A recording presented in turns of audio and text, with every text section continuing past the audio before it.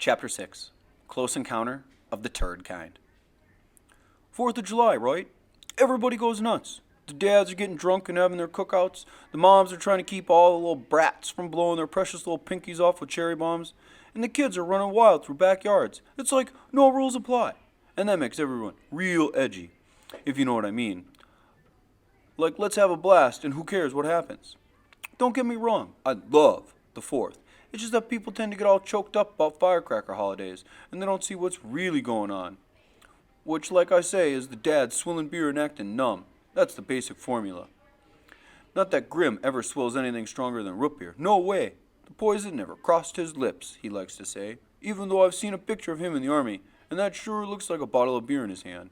And he's got that same whack-by-a-hammer grin that dudes always get when they're drinking.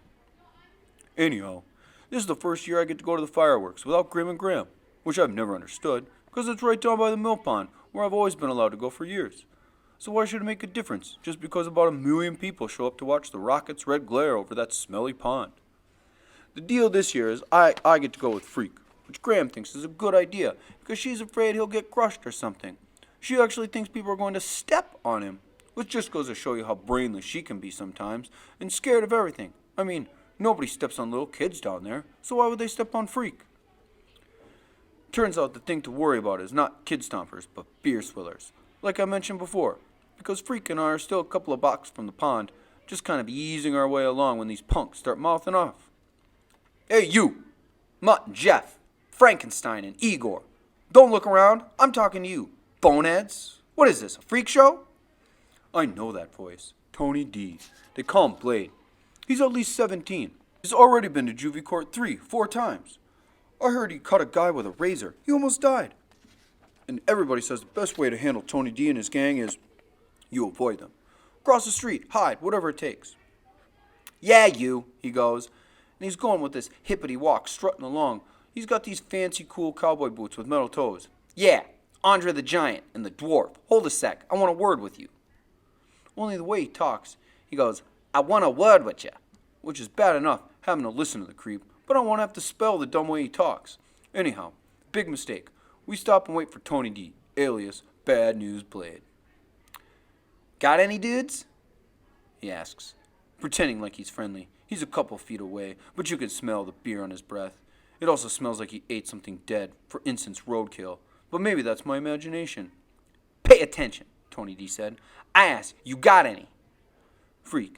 His chest is all puffed out and his chin looks hard, and he's looked right up at Tony D and he says, got any what?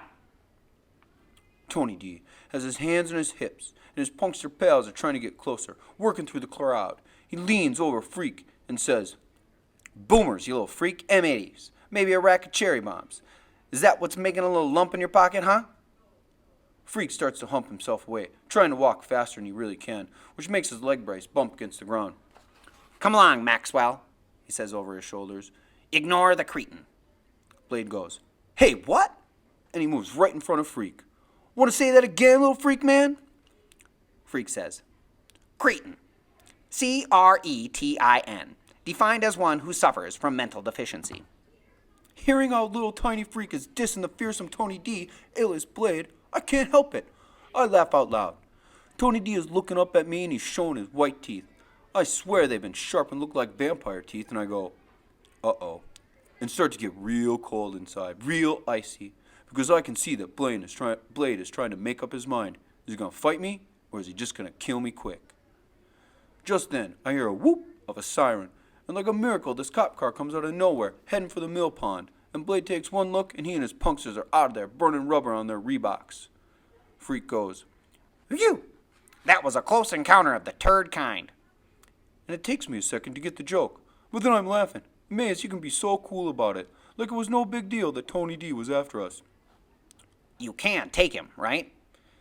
He asks a couple of minutes later. I go, are you kidding? You can't just fight Blade. You have to fight his whole gang, too.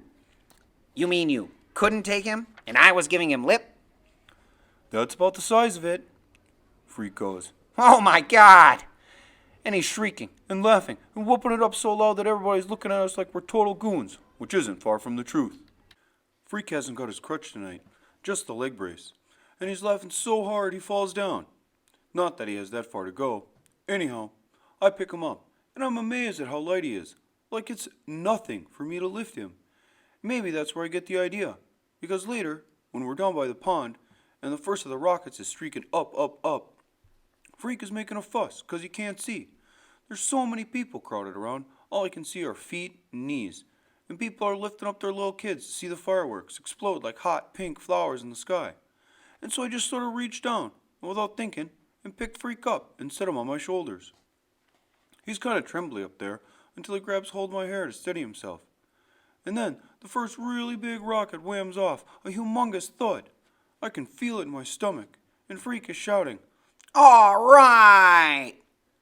And I know it's okay, and he's not flipped out because I picked him up and put him on my shoulders like he was a little kid instead of possibly the smartest human being in the whole world. "Magnesium!" he shouts as the white sparkles glitter down over the pond. "Potassium chloride!" as the shells go whomp, whomp, whomp. Everybody goes, "Ooh." "Potassium nitrate! Sulfur! Aluminum!"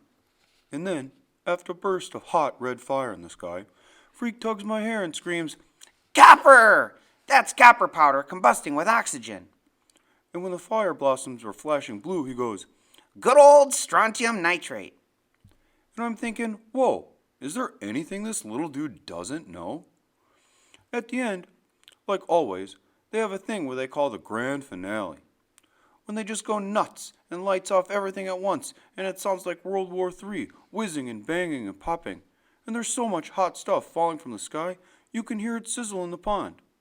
Freak keeps on shouting out the names of chemicals and elements until the last spark dies in that scummy pond, and the crowd cheers, and then everybody tries to leave at once, like a bunch of morons.